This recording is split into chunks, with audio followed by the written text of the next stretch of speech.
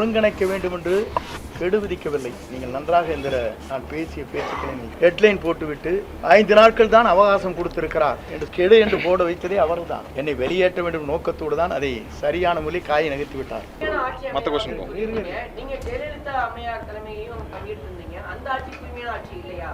நான் புனித ஆட்சி இல்லைன்னு சொன்னேன்னா, நீங்களாக ஒரு கேள்வி கேட்டு அதை பதிலாக பெற்று அதற்கு பிறகு பத்திரிகை திரித்து போட்டி அது என்னையெல்லாம் டேமேஜ் பண்ண திராவிட முன்னேற்ற கழகத்தோ தேசிய கட்சிகளோ மாற்றுக் கட்சிகளோ என்னை யாரும் சந்திக்கவில்லை. உங்கள் கருத்து மட்டும்தான் பேசியதாகவும் எங்கச்சி படம் இருக்குதான் காட்டுங்க. நானும் சபாநாயகர் பார்த்து கரெக்டுங்க. நானும் சேகர்பாபு பேசிட்டு ஒரு படம் வந்திருக்கேன் காட்டுங்க, கண்ணு காட்டுங்க. யாரை வேண்டுமானாலும் தங்களுடைய விருப்பப்பட்டவர்களையும் படத்தை வைத்துக் கொள்வது ஆட்சேபனையே கிடையாது. நான் படத்தை வைக்காத மாற்றி போட்டோம், இன்னைக்கே மாறிட்டியே டபுள் அடிக்கிறியான்னு கேட்பேன். கற்றுக்கிறீங்களா இல்லையா? இறங்குற இடத்துல எடுக்கிறீங்க, ஹெலிகாப்டர்ல எடுக்கிறீங்க, ஓடுற போது எடுக்கிறீங்க, அங்கே நிற்கிற போது எடுக்கிறீங்க. வெளிப்படைத்தன்மை இல்லை, அதனால எடுக்கிறோம் சார். இல்லை வெளிப்படைத்தன்மை இல்லை, வேற இருங்க. வெளிப்படைத்தன்மை இல்லைன்னு சொன்னா டெல்லி எடுத்துக்க வேண்டியதானே? டெல்லியில் வெளிப்படைத்தன்மையோட தான் வந்தது காருக்குள்ள, அதெல்லாம் எடுத்து காட்ட வேண்டியதானே?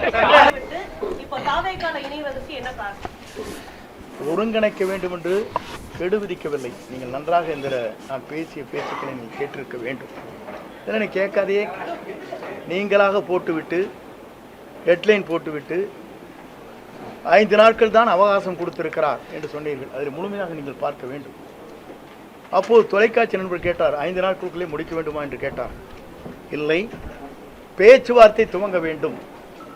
1 மாதமோ 1.5 மாத காலமோ எடுத்துக்கொள்ளுங்கள்.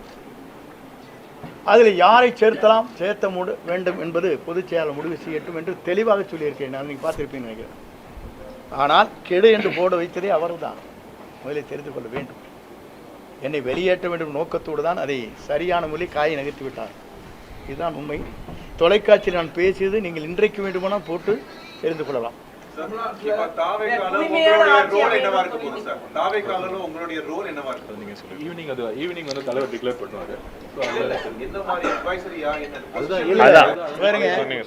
சாயங்காலம் மாலை அது அறிவிக்கும்.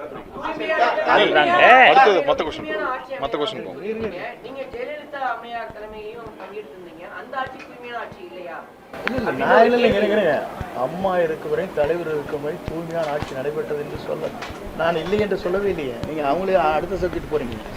புனிதமான ஆட்சி அவங்க 2 பேரும் நடத்தினாலும் சொல்லியிருக்கேன். இல்ல நான் சொல்றது இருங்க நான் சொல்றது இருங்க நான் சொல்றது கேட்டுக்கணும். நீங்க தயவு செஞ்சு ஒவ்வொருத்தரை கேளுங்க, தனித்தனி கேளுங்க. நான் டைம் கொடுக்குறேன், ஒன்றும் பிரச்சனை இல்லை. அம்மா தலைவருடைய ஆட்சி இதுதான் நாங்கள் வந்தோம். அவங்க ஆட்சிக்கு பிறகு தான் நாங்கள் ஆட்சியிலே வந்தோங்கிறது உங்களுக்கு தெரியாதுல்ல.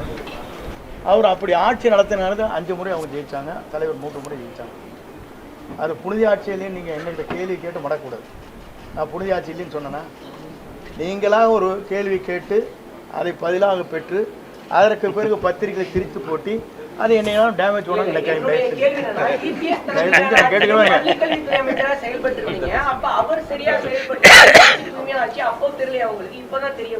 இல்லை. நீங்க அதுக்கு முன்னாலேயே நான் ஒரே ஒரு கேள்விக்கு பதில் சொன்னேன். தூய்மையான ஆட்சி இருக்கிறதா இல்லையா என்பதற்கு கவர்னரிடத்திலே மனு கொடுத்தவர் யார்? நான் கொடுக்கல. யார் கொடுத்தா? எதிர்கட்சி கொடுத்தாங்க இல்லையா? அப்புறம் எதை கேட்குறீங்க? நீதிமன்றம் சொல்லியிருக்கு அம்மையார் ஜெயலலிதா அவர்கள் ஏவன் குற்றவாளி அப்படின்னு. அப்படி இருக்கும்போது அவரை எப்படி தமிழக வெற்றி கழகத்துல இணைச்சுக்கிட்டீங்க? ஊழல் ஆட்சி அமையும் சொன்னீங்க. அது சார் உங்களுக்கு இல்ல ஒரே ஒரு காட்சி இருங்க. நீங்க சொல்லிட்டீங்களா? நீங்க குறுக்கேள்வி கேட்கறா எனக்கு நல்லா தெரியும். நான் சொல்லிடுறேன் உங்களுக்கு பதில். தயவு செஞ்சு உங்களுக்கு சொல்லிடுறேன். எப்படின்னா, அம்மா மீது குற்றப்பட்டிருக்கிற குற்றச்சாட்டு வேறு, அவர் தூய்மையானவர் என்பது வழக்கு மன்றத்திலே நீங்கள் சொல்வது வேறு, அவர் நடந்து கொண்ட முறைகள் வேறு. ஒரு வழக்கை ஜோடிக்கிற போது எப்படி வேண்டுமானாலும் ஜோடிக்கலாம். உங்கள் வேலை ஜோடிக்கணும்னு நினச்சேன்னா ஒரு அரசாங்கம் நினச்சி என்ன வேணும் பண்ணிடலாம். பண்ண முடியாதா? இல்லை அரசியலே இருங்க நான் சொல்லிடுறேன். நான் சொல்கிறது கேட்டு முடியுங்களேண்ணா. ஒரு ஒரு செட்டை இது பண்ணுறது யார் பேரில் வேணாலும் ஒரு எஸ்டிமேட் போடுறீங்க. யார் போடுறான்? இந்த பில்டிங்கோடைய வேல்யூ என்னென்னு போட்டால் அவங்களுக்கு வேல்யூ குறைவாக போட்டிருப்பாங்க. அவங்களுக்கு வேண்டிய நண்பர்கள் இருப்பாங்க, அவங்க வேல்யூஷன் போடுவாங்க. பிடபிள்யூ ஒரு வேல்யூஷன் என்ன போடுவாங்க உங்களுக்கு தெரியாதா? உங்கள் நண்பர் உங்களுக்கு 100 செங்கல் அனுப்பிச்சா ஒரு நண்பர், ஒரு 100 மூட்டை சிமெண்ட் அனுப்பிச்சா உங்களுக்கு அதெல்லாம் எஸ்டிமேட்டில் வருமா? ஒரு வேல்யூஷன் போடுறது பிடபிள்யூங்க. ஆனால் கன்ஸ்ட்ரக்ஷன் செய்கிறது அவங்க குறைந்த விலையில் செய்ய முடியும். இப்போ நீங்கள் நிறைய தெரியும், பிடபிள்யூங்கிறது வந்து தனிப்பட்ட முறையில் பூஸ்ட் பண்ணி ஒரு கவர்மெண்ட்டுக்கு இவ்வளோ ரூபா எஸ்டிமேட் போடலான்னு சொல்லுவாங்க. பார்த்துருக்கீங்களா இல்லையா? வருஷம் 10% இன்க்ரீஸ் பண்ணுவாங்க. கேள்விப்பட்டிருக்கீங்களா இல்லையா?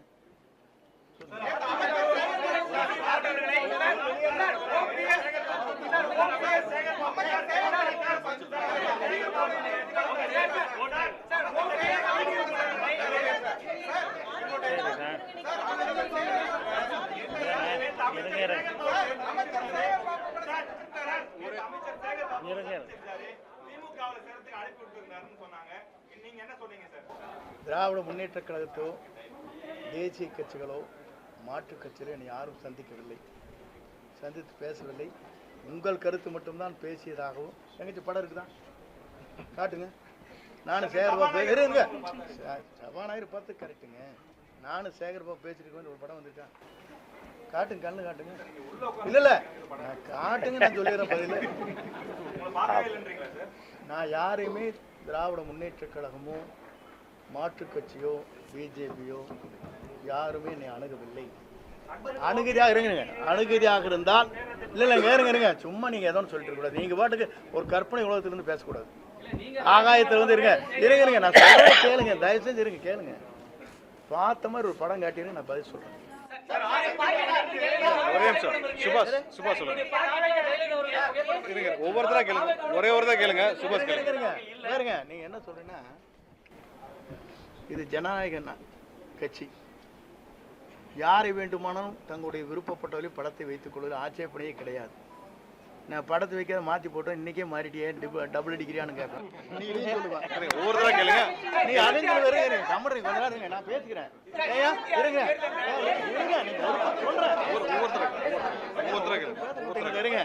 நீங்க என்ன சொல்லுவீங்க? இன்னைக்கே அந்த படத்தை மாற்றிருந்தா இவரெல்லாம் என்ன பெரிய தியாகி, இவர் என்ன வந்து கொள்கை பிடிப்பளவர், ஒரு நிமிஷத்துக்கு ஒரு கட்சி மாறிட்டு படத்தையும் கூட மாற்றிட்டு போட்டாரும்பீங்க. இந்த வேஷ்டி கட்டினதே மாற்றின காரணமே கேஸ் போட்டாங்க பேரில், வேஷ்டி கட்டக்கூடாதுங்கிறக்காக மாற்றினேன். புரியுதுங்களா? படத்தை வச்சு கூட அவங்க சொல்லவே இல்லை. யார் படத்தை வேண்டுமானாலும் வைத்துக்கொள்ளலாம். இன்றைக்கு புரட்சித் தலைவர் படமும் அண்ணா படமும் அவருடைய வண்டியிலே எப்படி அலங்கரித்து வரப்படுகிறது, இந்த வண்டியில் எப்படி வருது நீங்க பார்த்துக்கணும்.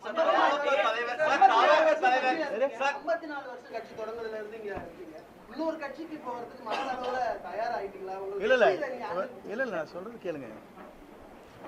ஒரு இயக்கத்திலே நான் பணியாற்றுவது, முழுமையாக அந்த இயக்கத்தில் இருக்கும் வரை அடிக்கடி நல்லா ஜம்ப் பண்ணிருக்கேன்னா, தினம் கட்சிக்கு போயிருக்கேன்னா நான் கோறேன். இன்னைக்கு வந்ததுக்கு காரணமே ஒரு புதியமான ஒரு மாற்றத்தை உருவாக்குவதற்கு ஒரு பயணத்தை மேற்கொண்டிருக்கிறார்கள்.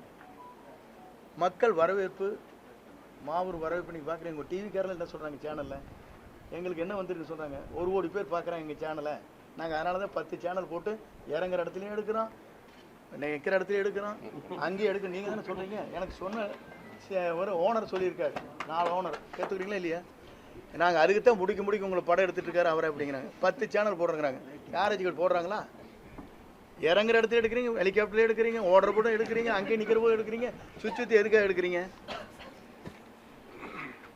அப்போ வந்து மக்கள் வந்து வரவேற்கிறாங்க நோக்கம் தானே அது. வெளிப்படைத்தன்மை இல்லை, அதனால எடுக்கிறோம் சார். இல்லை வெளிப்படைத்தன்மை இல்லை, வேற இருங்க.